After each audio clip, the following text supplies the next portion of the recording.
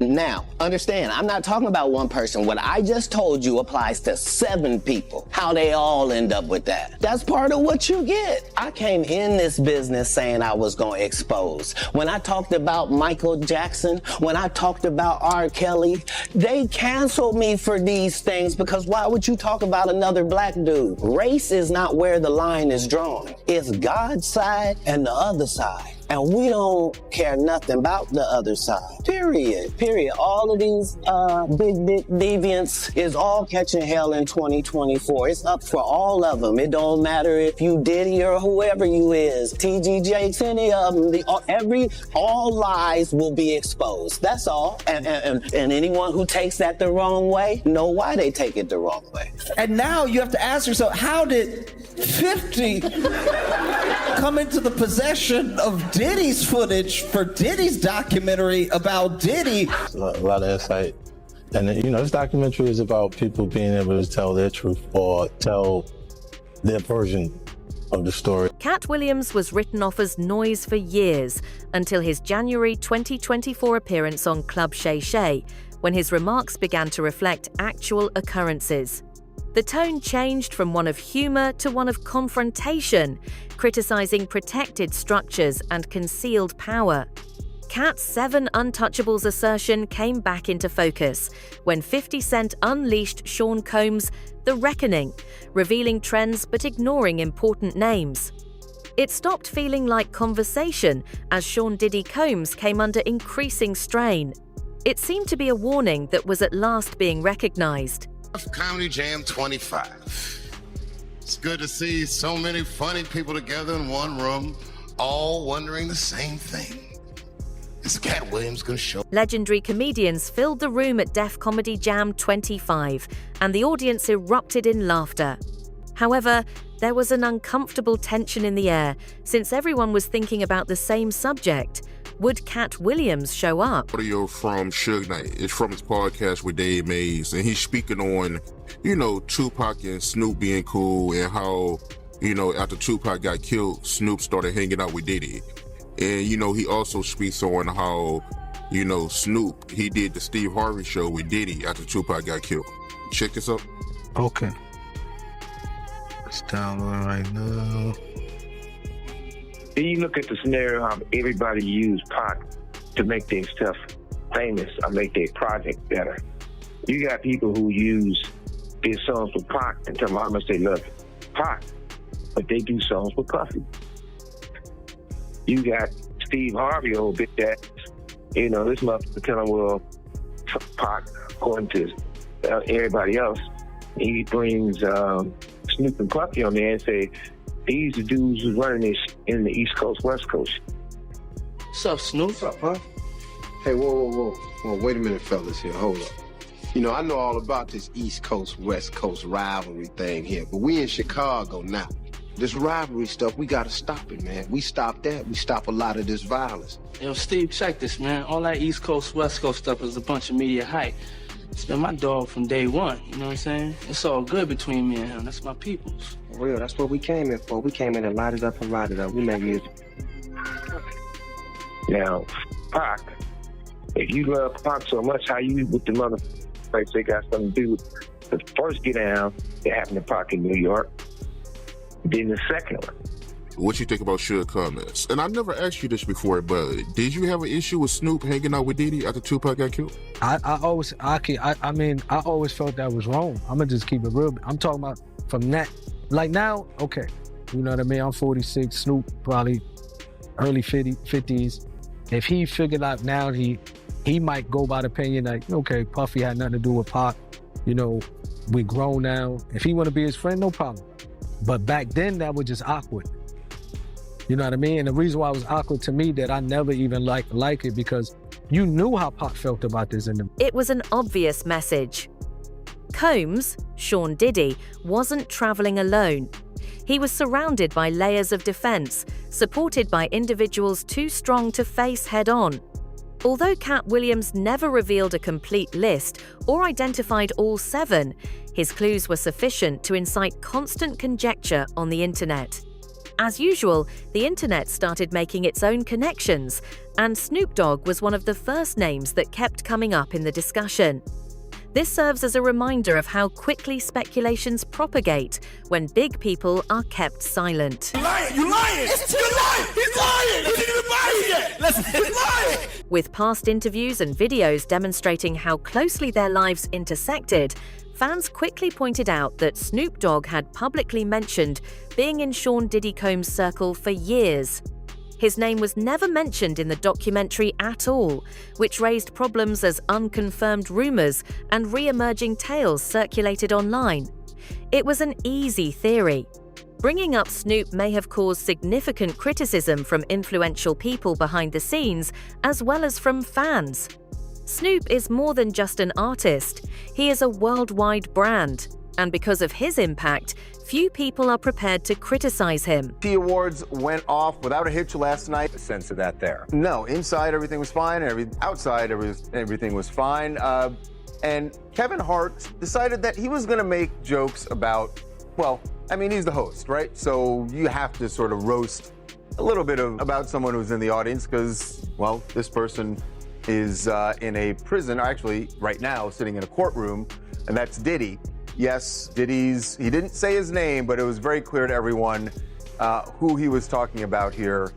Watch the reactions in the room. Diddy was a big part of this culture. You know, right. His after parties, were a part of the BET experience. So, life comes at you fast, but, Kevin had to address the elephant in the room. By the way, we should say, the Diddy after parties that happen after award shows, that's not what the trial is about. Those weren't freak-offs. The trial is something separate, but still, nobody wanted to be seen as laughing. Many were taken aback by Kevin Hart's identity, particularly when focus switched to his early career connections to Flavor Camp events.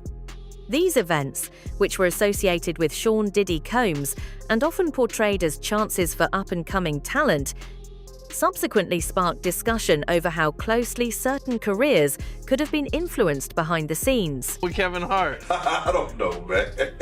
The internet is going wild on him, saying that he was a curator and a narrator of one of the Diddy parties and got caught on tape. You hear that? Wow. I didn't hear that one. That must be one of your favorite. That must be one of your favorite comedians then. Cause you ain't hear that? That was cool. Huh? I didn't hear it. Get out of here. It was cool, but I didn't hear that one. Must have missed it, man. I think I caught most of them. I think he almost fell in the tub with one of the girls. Diddy had some girls in the tub, a tub of baby oil or something like that, and he almost fell in the tub. It was crazy. He would be one of the celebrities that I definitely wouldn't think would be involved in anything illegal, for sure. But you gotta realize this, man. People who get caught up in certain those things like that, those parties and things like that, is that they don't go there looking for that stuff. You gotta understand, they get caught up in the moment with the alcohol, the drugs, and then certain bottles that are laced with certain things that take you away from your normal self. And you end up probably doing something that you probably never do again in your life. You never get caught up in those things ever before. There are a lot of celebrities that go to these parties like this. And they not only Diddy parties. I went to a party before and You Can't Handle the Truth and King Kong Ain't Got Nothing on Me was at one of those parties. I was bodyguarding one of the girls. So what I'm saying is that it's rampant, and this was years ago. This was over 20 years ago. It's rampant in the music industry. It's rampant in Hollywood film. Can I tell you a story, Killer? I don't think I ever told you this story.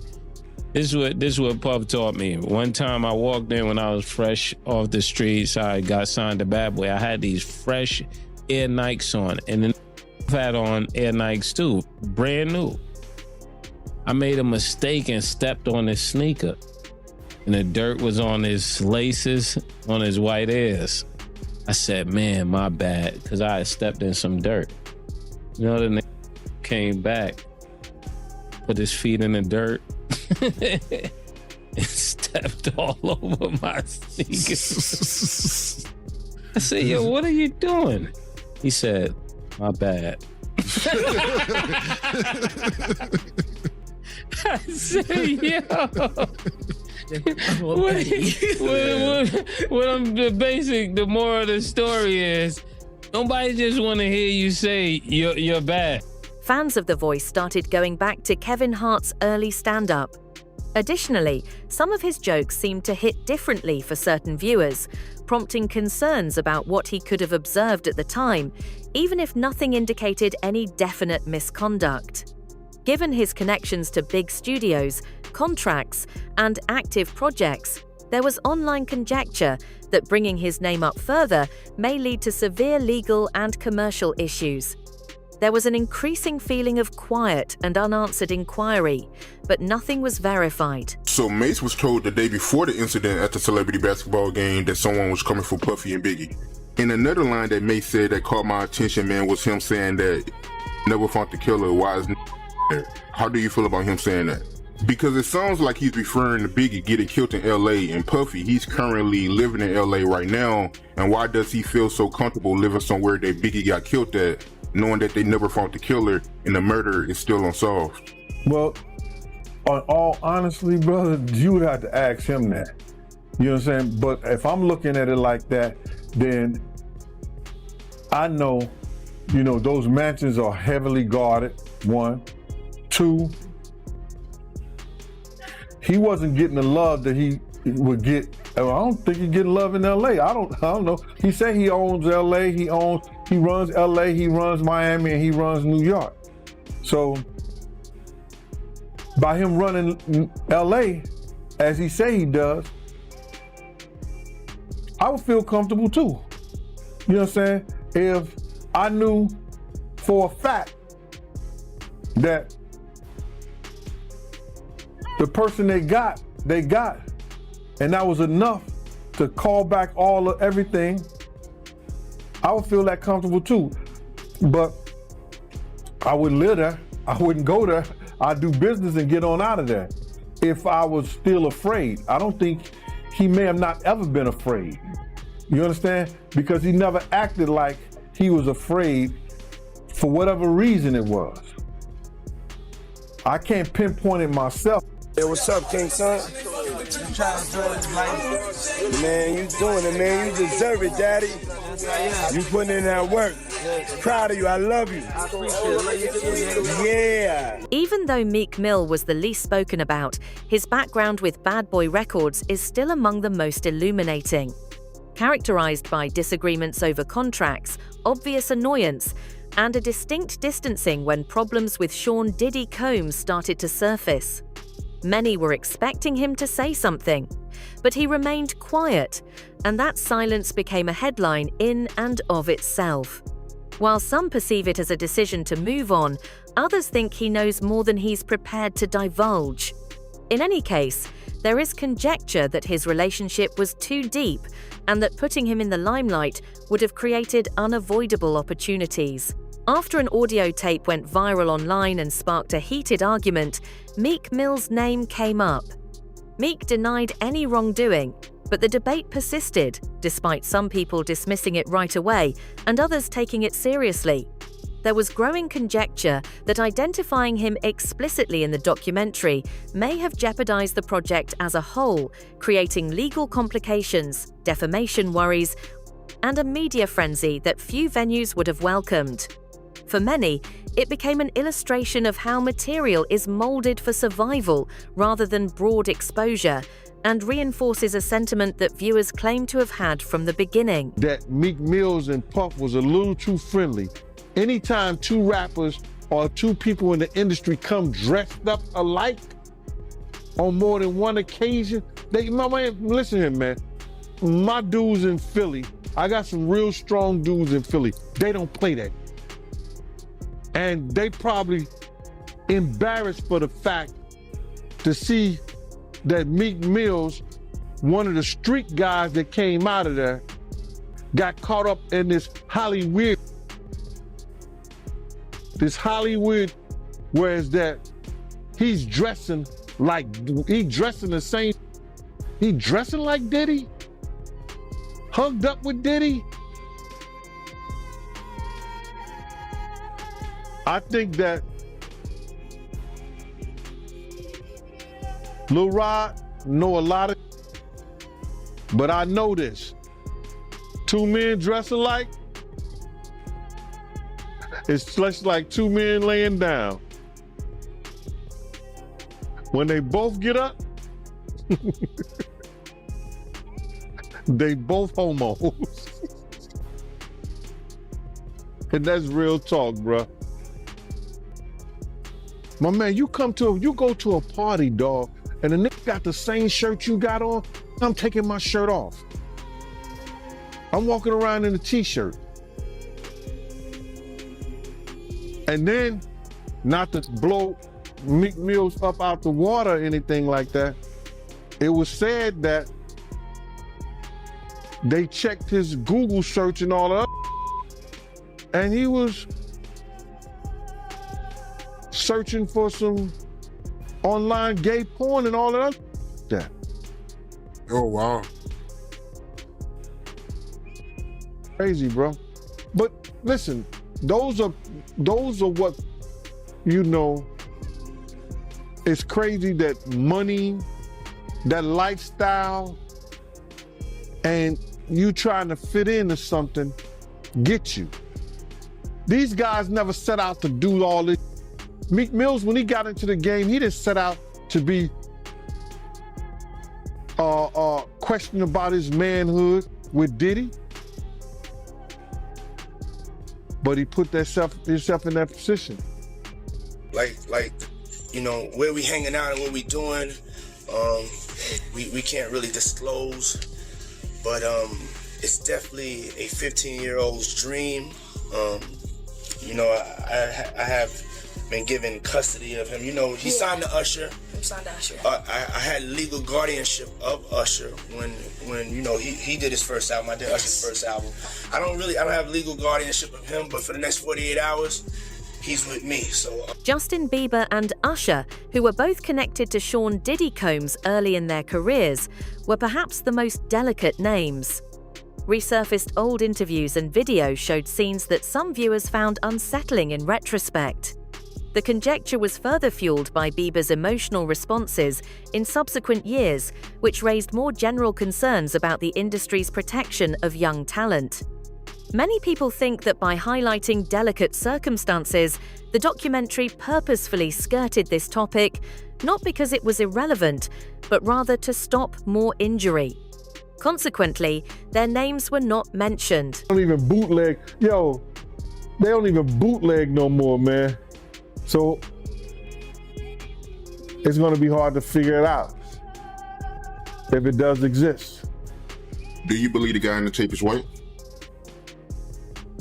If he's bigger than Diddy, and he's not none of the names that I said, probably so. But then they say he was young too. Yeah, they say he was young.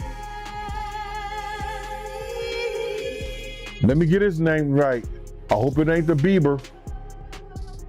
I hope it's not the Bieber. That's a good one. It might be him. But if they saying that the guy is young and he's an A-lister, I can't think of that many black people, man. Right, not at all. And somebody that's more powerful, more of a celebrity than Diddy, you understand what I'm saying? If they were saying somebody that was more celebrity than Diddy, he was an A-lister, he was younger, you know what I'm saying? And if he's not black, it would have to be the Bieber. That's his name, Bieber? They said I got that wrong too. Justin Bieber, allegedly. I don't know, bro. Right. But when you heard the news that Diddy, he had a tape with another man, did that catch you by surprise or no? Well, all this is by surprise to me. A lot of this is by surprise to me, to be totally honest, man. Because I knew Puff, I knew Puff Daddy, I knew Diddy before he was Love and Brother Love and back to Diddy. So, no, but the diddler, he's the diddler now. A lot of it's surprising, but it's not unheard of. Because you hear of all kinds of shit, and whether it registered with you or you internalize it or something like that, that's a whole nother story. But a lot of this stuff is crazy. But this is the world that we live in now. Clive Davis is another. Clive was seen as the architect, the gatekeeper in charge of everything, if Sean Diddy Combs was the face. His omission from the documentary was notable because he is a symbol of the system, not because he needs protection. Including him would reveal how the whole industry functions, which is seldom permitted, rather than simply highlighting one individual. This was seen by many viewers as the documentary's real boundary. Stacey Dash, Ray J, Clive Davis, how are they all connected? I want to say Diddy, but I don't. We're gonna be going through all of those possibilities. Oh, okay. I wasn't supposed to answer. Okay. And when we started LA as a graveyard, then, it was like, okay, we can't just say that anymore, especially after I took them up to 35 for us to film about what happened in Mo there. It's hip hop. Yeah. And that's going to be moving on to Tombstone. Okay. And we'll be going through the unexpected, unusual deaths, unsolved murders, mysteries, things of that nature, things that I know, things that I'm directly connected to. We want to create this aspect because we want to start teasing people's minds into wanting to get these crimes solved, because the truth is, it seems like the hardest murder to solve in America is a rap murder. They just don't seem to get solved. Without question. That's a problem. Without question. Because we got over 35, 40 years of hip-hop homicides. Yes. How many of them get solved? They created a whole show. Yeah. Unsolved hip-hop mystery? Are you kidding me? Hey. I have to ask you, you mentioned Clive Davis. They just showed him recently walking into somewhere, and they asked him about Diddy, and he said, who? Is that old age, or does he not, they're not in the same world? Or they're in the same world, but they're not cohorts? 50 Cent thoughtfully responded to the rumors, emphasizing that documentaries are always subject to time, structure, and legal restrictions. However, Katt Williams implied that these were intentional edits rather than just artistic ones via scathing jokes and side comments. Various sources of pressure, legal hazards, distribution issues, industry influence, and even attempts to prevent further damage were all mentioned in speculation. Everything was still up for dispute, and nothing was definite. Nevertheless, the missing names continued to be absent. The most striking thing was not just who was left out, but also how recognizable the pattern seemed. One controversy, one person taking the blame. And the greater system, as it always does, stealthily retreats into the shadows. People have been talking about for some time now. Alex, let me begin with you. The docuseries is entitled Sean Combs, The Reckoning. How is this one different from the others that have been out there? Well, I think that the biggest marker of what makes this film or this series different is how much time we took into putting into the making of the film, doing our due diligence to get the right voices, to the table, this is a series that spans over 30 years. So just by covering that much time. It took a lot of time for us to dig in and to kind of make sense of this story and to put this timeline together. Yeah, and there's like some never before seen footage that I'm going to talk to you about in just a moment. But Curtis, people know about this very public, long-standing feud that you've had with Sean Combs. So what brought you to this project? Well, I just want to make really hit television. I like the idea of it being exciting, and I picked this project and started working on it about 5 months before I found Alex. And I know that she has the artistic integrity that it would take to make it a great project, and there's the Quincy Jones era of production is find me that bass player because he's the baddest man out there in Chicago, and find me that keyboardist and fly them in from Miami, and we put them in and had the greatest jam session they ever heard, and it just always resulted in great hit music.